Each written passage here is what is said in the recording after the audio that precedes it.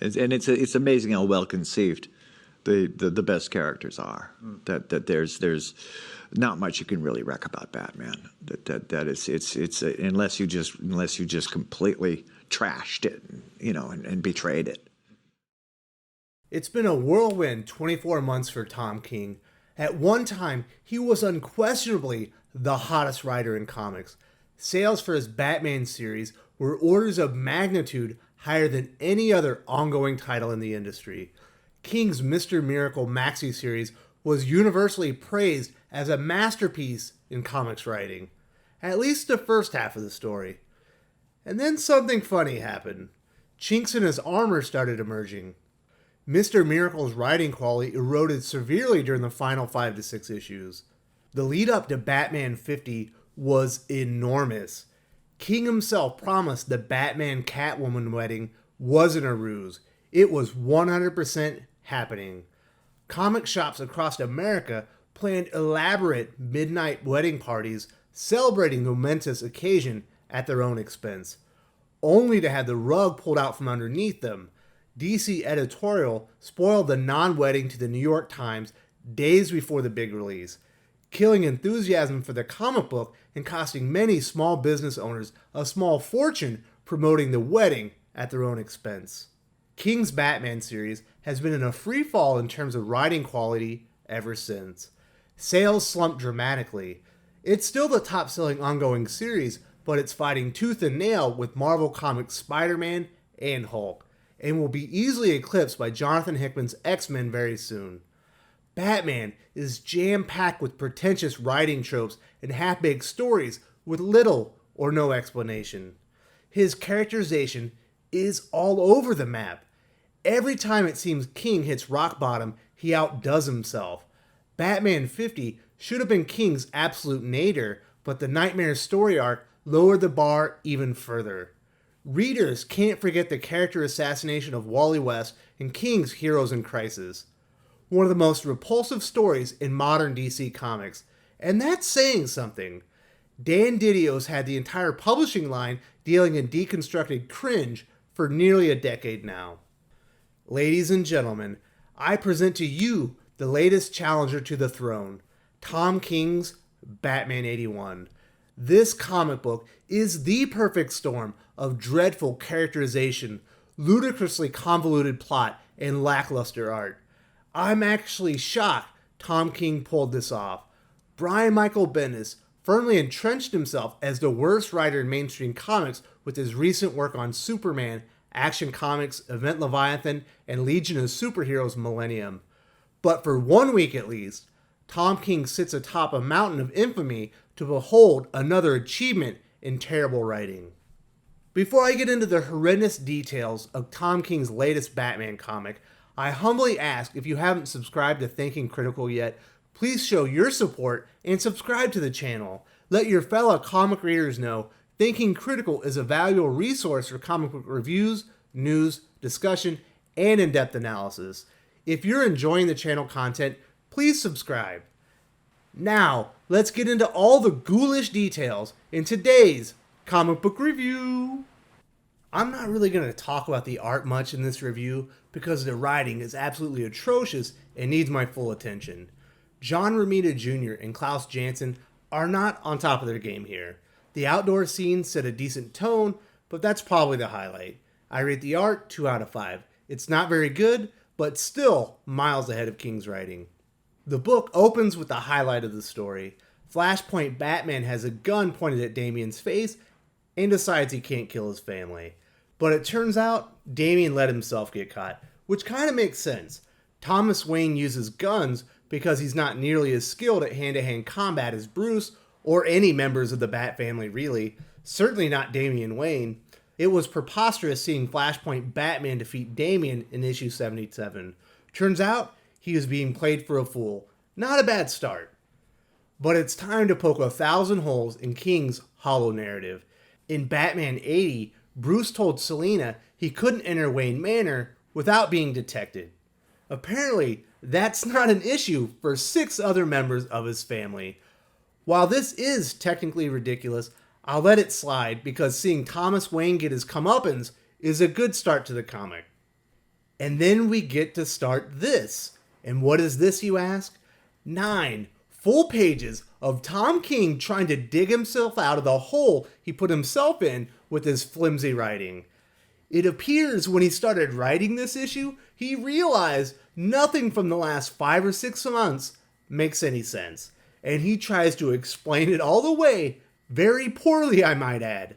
Mind you, this comic is only 20 pages, and 9 of them are long-winded, preposterous BS exposition. It's so bad I have to share all of this, but I must warn you, there are so many caverns in this story, there's no way I didn't miss at least 100 of them. If you noticed a gaping plot hole or absurd contrivance I missed, please share it with the class in the comments section. Bruce then explains he didn't actually smack the piss out of Tim Drake in front of his family. He was sending them a special coded message that they all know, just in case someone was watching them. This honestly comes across like King didn't think people would get hung up on Bruce slapping the hell out of one of his surrogate children, and just made it up. It makes no sense whatsoever. Bruce then elucidates that when he saw Arkham empty, he knew Bane had an impossibly fast ally he could never defeat. Gotham Girl, yes, the same character Damian Wayne defeated in about 14 seconds 4 issues back. At that very moment, he started concocting his plan to defeat Bane, and this is as priceless as it is tedious. After signaling the Bat family to switch to secure comms by slapping the taste out of Tim Drake, Bruce allowed himself to be defeated by Bane. He needed everyone to know he was indisposed so he could discover a way to defeat him. This doesn't make any sense. Bane defeated Batman by making Selina leave him at the altar, breaking him mentally. He and Selina literally talked about this ad nauseum for 2 full issues in the Hawaiian Vacation special, before Bruce admitted he cried too and couldn't do it alone, which also doesn't make any damn sense. He's had a family and been teaming with other heroes for damn near 80 years now. We return to Batman's children stomping a mud hole in Thomas Wayne and walking it dry. Signal lets Flashpoint Batman know the Robins discuss whether they should let Bruce have the honors after what happened to Alfred. In the end, Orphan cast a deciding vote that the kids would bleed Thomas Wayne for Alfred's death. Considering Alfred basically is the stabilizing force in all their lives, it makes sense. He's the one figure that keeps the entire Bat family grounded and in working order. And honestly, I like this a lot. I'm still shocked King manages to ruin this part of the story. Back to tedious, hole-filled exposition. Bruce expounds that when he crawled out of the Lazarus pit, he didn't return to Gotham. It was the only way to defeat Bane. Okay, so Bruce Wayne, Gotham Knight, let Bane take control of his city and let its citizens be tortured because he had a plan. Bruce would never abandon Gotham to a psychopath like Bane. He would die before he ever let City of Bane happen. Nevertheless, Bruce discovered the source of Gotham Girl's power. After sending her off for training after I Am Suicide, Bruce discovered her brother's medicine was really an extremely rare form of venom created by and purchased from Bane. He then destroyed all the super venom except 1 dose.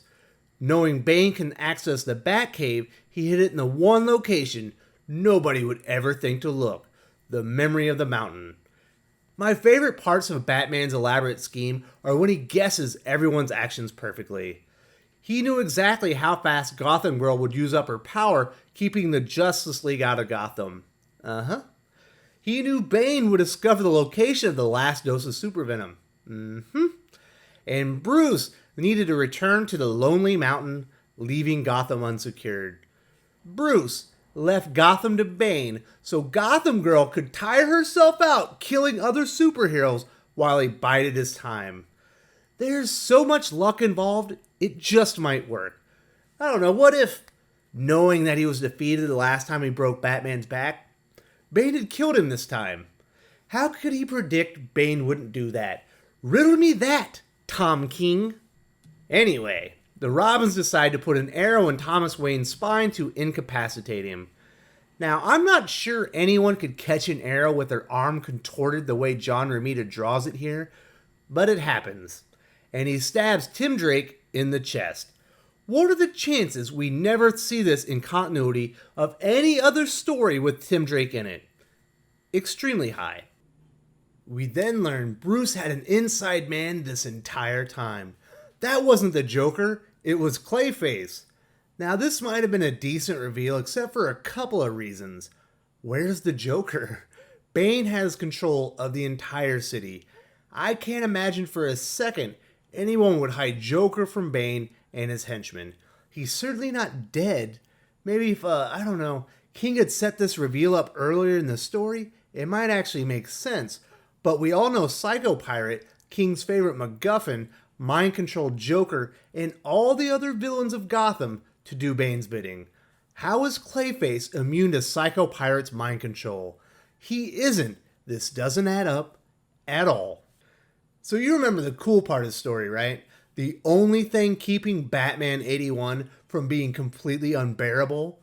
The finish of the fight between Thomas Wayne and the Robins happens off panel. But we do get some killer angles on that clock though. This is 100% horse crap. Every member of the Bat family present here can kick Thomas Wayne's ass, except for maybe Signal, who hasn't had a lot of training to this point. Flashpoint Batman, the lesser version from an alternate universe that doesn't even exist anymore, who needs guns because he's not all that skilled a fighter, defeats them all at the same time, single-handedly. I still can't believe King has the climax of the story happen off panel. Completely pathetic. Bruce then explicates to Selina all the stuff about Magpie stealing the supervenom, which she already experienced firsthand herself, and retells the events in the previous 2 issues that everyone already read. He talks about how everyone expects him to be alone. I don't get that at all. Bane already knows he sent Damien into Gotham, and he murdered Alfred for it. Nobody in Gotham thinks Batman is alone. It's why Gotham Girl and Thomas Wayne are monitoring the entire city for heroes. Now this last part is pretty confusing as well, and I'm quoting here. I reached out to the family, to Alfred. Gotham Girl was weakening.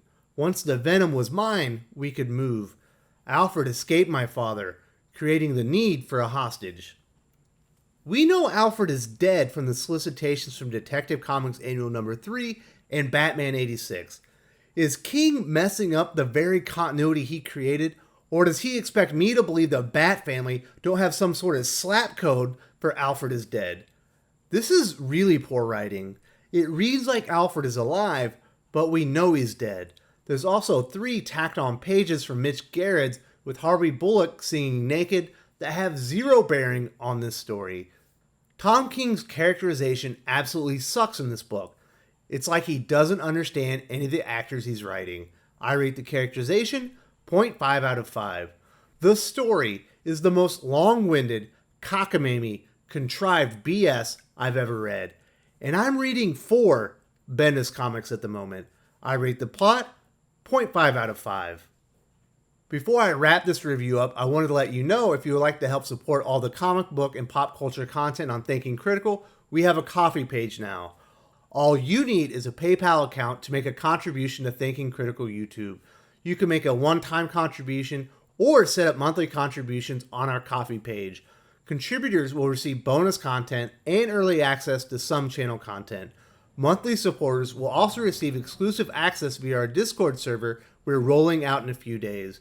If you have any questions about supporting the channel or the bonus content, feel free to DM me on Twitter or send me an email at westdiggscomics@gmail.com.